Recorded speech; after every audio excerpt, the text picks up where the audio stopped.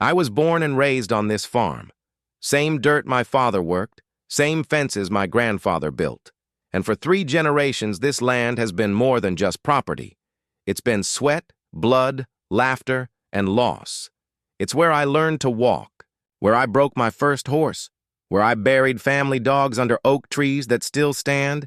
And to me, there isn't a line between life and farm because they are one and the same. Out here we work hard, fix what breaks, sweat under the sun and rest under the stars. There are no bylaws, no neighborhood committees, just common sense, respect, and the steady rhythm of chores. At least that's how it used to be before Shadow. Hills sprang up right along the edge of our county line, a glittering new development of copy-paste homes, manicured lawns, and people who measured worth by how green their grass looked or how straight their mailboxes stood. I didn't mind them. At first, folks want to live however they like, that's their right. But then came the Homeowners Association, and at the head of that beast was a woman named Linda Harper, president, self-proclaimed guardian of community standards, and the most entitled human being I've ever met. Now I don't dislike. Everyone over there, some of them are fine. I've shared cold beers with a few, helped one neighbor tow his car out of a ditch, but Linda wasn't like that. Linda strutted around with a clipboard like it was a sheriff's badge, and her personality was so dry you could use it for kindling. She believed her HOA powers stretched beyond the borders of Shadow Hills, across the county line and onto my family farm, and that's when the trouble started.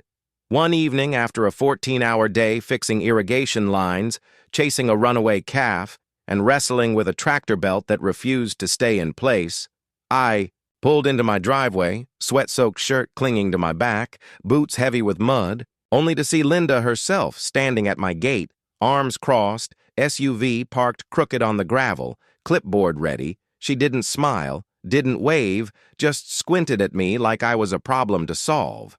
"Mr. Walker," she said, "we've received reports of unregistered short-term rental activity on your land. As president of the HOA, I am obligated to investigate." I nearly laughed. "Ma'am, this is a farm. Unless people are paying to sleep in barns and eat chicken feed, I doubt there's an Airbnb out here." But she wasn't amused. She pointed at my old cabin near the tree line, a place my family built decades ago for hunting trips, claiming it fell under their shared community buffer zone, which was absolute nonsense. But she rattled off bylaw numbers like scripture. I told her flat out she had no authority here. This was my dirt, my rules, and behind me my 2 dogs, Duke and... Ranger barked from the porch as if to back me up. Linda scribbled on her clipboard, muttering about violations and code enforcement, then stomped off like she'd just declared war. From that night forward, she made me her project, snapping photos of my barns, my chicken coops, even my hay bales, filing bogus complaints about unpermitted structures, whispering at HOA meetings that I was hiding illegal rentals and unregistered animals. Neighbors began texting me that she was stirring up trouble. One even said she called me a threat to community values. I brushed it off, figured she was bluffing, until the weekend I had to drive upstate for tractor parts. Before leaving, I made sure every gate was locked, feeders full, and posted fresh, no trespassing, and beware of dogs signs at every entrance. Duke and Ranger, loyal guardians, roamed freely like always. Halfway through my trip, my phone buzzed, motion sensors lit up. I figured it was deer. But when I opened the feed, my blood pressure spiked. There she was.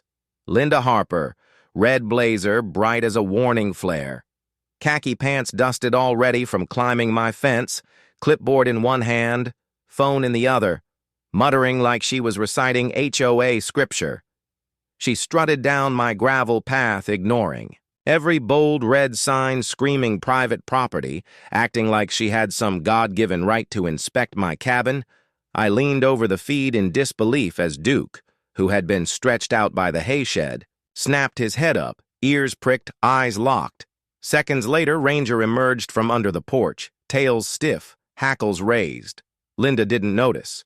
She was too busy snapping photos of my chicken coop like it was a crime scene. Then Duke charged, a blur of muscle and fur, silent until he was 10 feet away. Then he barked so loud the camera mic crackled. Linda shrieked, spun, tripped over her own clipboard, and landed flat in the dirt, flailing like she'd stepped on a live wire.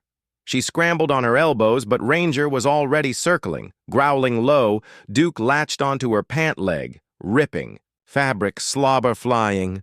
Ranger barked inches from her face. They didn't maul her. They're trained not to, but they made sure she knew she was not welcome. Linda screamed like she was being murdered, clawed her way up, stumbled, tore her sleeve. On the fence and sprinted for her SUV, I was already on the phone with the sheriff. Explained everything, shared the footage live. Deputies arrived within minutes. Paramedics patched a scratch on her arm and a bruised ego, but she howled about rabies, lawsuits, vicious animals. The sheriff shook his head and whispered, "To me, don't worry, we saw everything." But Linda wasn't done. She pressed charges, claimed I unleashed dogs on her while she performed her community duties. She hobbled into court with crutches she didn't need, fake bandages strapped across her arms, and that cursed clipboard stuffed into an oversized purse like it was evidence. Her lawyer painted her as a hero protecting community standards. But the judge wasn't buying it. He watched my footage, crystal-clear signs posted, Linda climbing fences, trespassing, ignoring every warning, Duke and Ranger reacting exactly like trained guard dogs should. The judge didn't even let her lawyer finish before dismissing her complaint, told her bluntly she was lucky I didn't countersue. And I could have buried her under trespassing, defamation, harassment, false reporting, but instead I filed a restraining order. Now Linda Harper can't come within 300 feet of my fences, mailbox, barns, dogs, tractor, or even my scarecrow. The county fined her for wasting emergency services and trespassing violations, and Shadow Hill's HOA, desperate to save, Face voted her out as president. But the humiliation didn't stop there. Someone leaked the footage, and before long the video of Linda shrieking as Duke and Ranger chased her across the dirt went viral. Facebook feeds lit up, TikTok memes spread. The local paper ran the headline, "HOA president chased by farm dogs after trespass." Neighbors laughed. One even printed it out and tacked it on their garage. Peace returned to my farm. Gates stayed locked.